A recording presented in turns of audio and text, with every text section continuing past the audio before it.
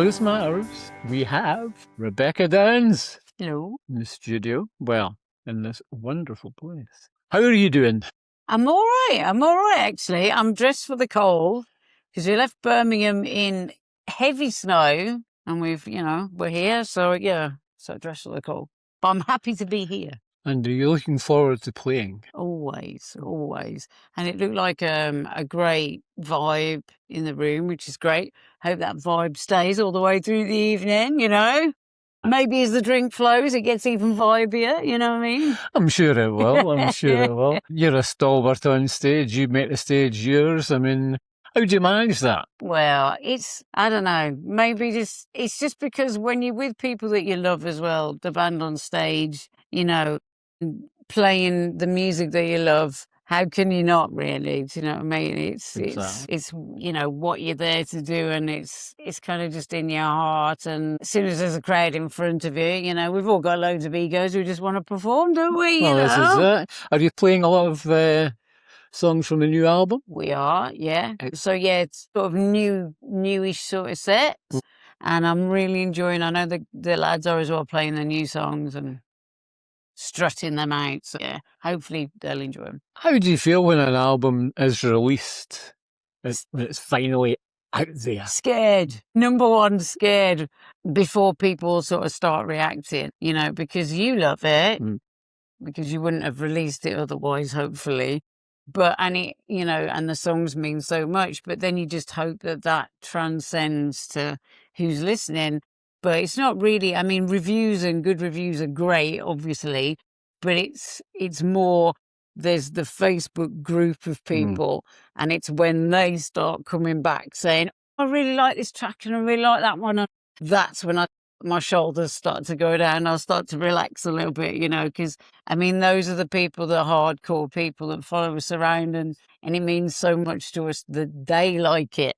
So as soon as that starts coming back, and then it sort of gets a little bit more easy. And the mechanics of the group, how's the chemistry? It's just amazing when you're playing. I mean, you don't look around at anything. I just take the mick out of Steve. That's my entire stage setup, really. No, it's just that I think the band we've got now as well, I mean, obviously me and Steve, are best mates. The drummer, Neil, and the bass player, Jim, I was in bands with them when we were, well, Neil, I think we were 16, Jim, 17, 18, and we've come round again. We've all been doing our different things, but I've managed to get them back in the fold. So it's kind of like a whole little family thing. Nigel I've known for years and years and years, and he's travelled all around the world and done everything with, some of the highest musicians. So you just know that you're safe and you can just have a great time and hopefully entertain as best you can. And have you any more projects in the horizon?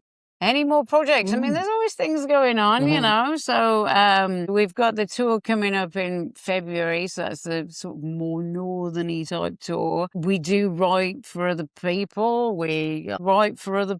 So there's sort of things going on in the background that, not that I can't talk about them, but there's nothing to talk about yet. So. Are you still doing the education side of things then? I am, yeah. I don't know why, but they allow me to teach at 2 universities, and I teach vocals and I teach music business, how to release music basically, and the social media. A nightmare that comes with that. So, that's great. I love the students. What's the worst challenge with that? I think trying to get them to see that it's all smoke and mirrors, and keeping their feet based in reality, because otherwise, on a serious note, your mental health will go off the charts. Like, you have to look at it as a business and not as I'm going to buy a lottery ticket and then I'm going to be famous or whatever it is. So it's just like, no, do it because you love it, because this is your art form, because you can't do anything else. Don't do it thinking, I want to be famous, because you're going down a road you probably don't want to go down. It's not all glamour, is it, darling? It's not, darling. It's not. That's very good advice. Nowadays, there's so many platforms for music to to play your music. Do you find it easy to do that now than when you first started? Or? I mean, it is, because like when I first started as a 12-year-old, 13-year-old in a band, there was no way of sort of reaching people. It was like somebody over in one venue knew somebody else. So it was kind of a bit of a locked down thing. So it is easier to get your music out there, but now there's 60 to 80,000 songs being uploaded per day onto Spotify alone. It is, even though it's easier, you're swimming in a pond, well, in a massive ocean with everyone else as well. So I think the music industry has changed a lot, well, and continues to change. And it's kind of like, it's more community based. I don't know how you feel, because I know you know a lot. I think especially in the blues, I think we see it in the community of the blues as, well, he's got an album out, she's got an album out, oh, let's go and help them. Yeah, I mean, that's certainly part of what I do for Blues Matters and for Edinburgh Blues Club and everything else. And yeah, I think it is more community-based. But I think it's like that as well, and it's going like that for other genres where the artists are building little communities, and there's so I just try to steer my students along that line rather than thinking they're going to be playing Wembley next week, because that can bring a whole host of problems. Yeah, but that's not easy. It's not easy because we all dreamt of that, but I think it's important to keep your feet firmly in reality. Have you still got dreams? Yeah, definitely. Yeah, definitely. I think they're always more based around writing. I do love playing live, but because I've always written music, from a very young age, the two kind of always go hand in hand. So I've still got dreams, but they're definitely based in reality. It's just like you want people to receive things well, I guess. And songwriting, what comes first? Is it the melody? Is it lyrics? Is it? It's well, because I write with Steve Burkett, we write in many different ways. So if I give him a song, it's a fully formed thing. It's like I write lyrics and music together as one, and I always have done. If he writes something, he tends to write like a hummed out line with no lyrics. And then we get together and sort it. And we do also write together in a room as well. So it's kind of like every which way, really, I guess. Well, that's great. Brilliant. It makes for interesting songs. I'll always say, we're not quite blues, we're not quite rock, we're not quite rocky blues, we're bluesy rock. Yeah. You know what I mean. It is what it is. Does genre matter now? I mean, you used to flick through there was rock, there was blues, there was soul. I mean, does it matter now?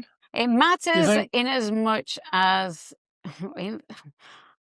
well, when you're uploading music to DSPs, you're allowed 2-3 genres. So, and you have to put it in a genre. Where it gets that it's not that important is actually Spotify and other music providers. If they don't think you've positioned that correctly, will actually change it. A lot of people don't know that. They will actually change the genre that you put. And then we won't go anywhere near AI music. Don't even do that right now. I have my thoughts on that, and I think that maybe there'll be I don't know, a tiered system where you stream music and it'll be lower priced for AI, say if you run a cafe and all the rest of it, but for the people that want to listen to real artists a bit more, I don't think you'll get rid of it. I always think when something's here, that's it, isn't it? It's here. That's it. That's how music evolves. Yeah. Bloody computers, anyway.